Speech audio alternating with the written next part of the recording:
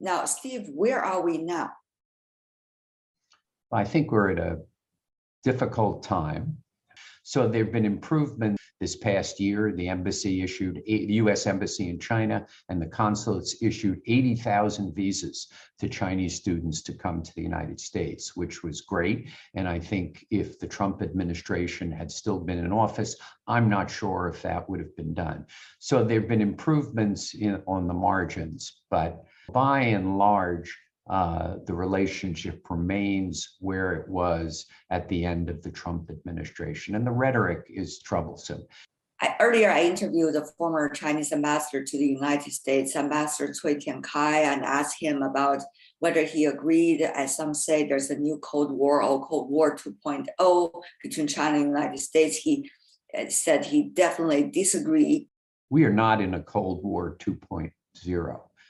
When the United States had a Cold War with the Soviet Union, we had barely any relationship. We had barely any trade. We had barely any investment. Now it's hundreds and hundreds of billions of dollars, not to mention the approximately 400,000 Chinese students that are studying in the United States and the, about 25,000 Americans that are studying in China. There was never any such relationship with the former Soviet Union. So we are not in Cold War 2.0, and nor should we go in that direction. Because I always look back and I say, who are the big losers in this competition? It's the Laobaixing.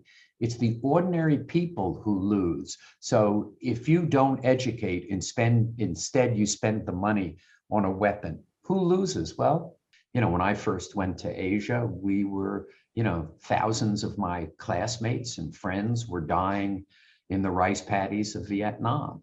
And guess what? Since we've established diplomatic relations with China, we haven't had Americans dying on the battlefields of Asia.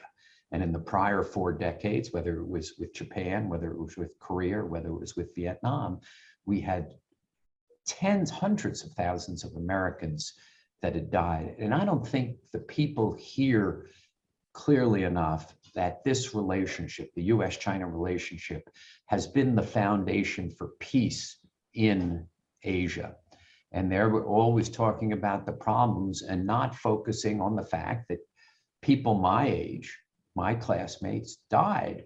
And that was partly a result of the bad U.S. China relationship. Obviously, it was also a result of our misunderstanding what was going on in Vietnam and bad relations between the United States and the USSR.